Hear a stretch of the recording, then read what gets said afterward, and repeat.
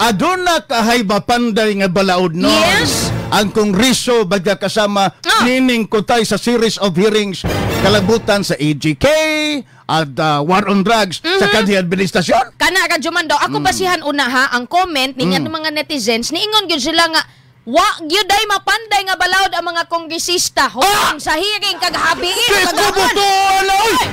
ngano man mo may grabe. niingon sila Duterte lang musulti mo ana. Musulti lang mo ana nga wa nga hapit man gani makadlaw ni. Nausa man tawo nakaloko mo.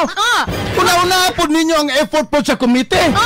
Radyo man daw balik-balik ka nilang pangutana. Grabe, dili, oy. Ingon ni Tinpapayang. Natural magbalik-balik ang pangutana kaya nagkalain-lain ang idea sa matag representante. Lain-lain ang appreciation sa mga panghitabo. Kinahanglan magbalik-balik ang pangutana kaya para mahasas, mahasas yun ang pandayon nga balaod. Ma-refine og maayo ang balaod nga alas 10 hangtod alas 11 gabi radyo mo magbalik mo. Ana na lang si Dinggong give ka ng magag intelligent question po de ka. Oy, magag-ana god nga. O sama to. Sama to ni Kabataan Party List nga si Manuel. Nga nangutanag about magkakasama sa confidential fund. Nga giingnan ni Dinggong tagakuha ka? Ay, ako pangutan asa ako ang gihimo nga confidential. Confidential ganino. Kanang pod. Dapat to siya pangutana. Tagakuha ka. Kato.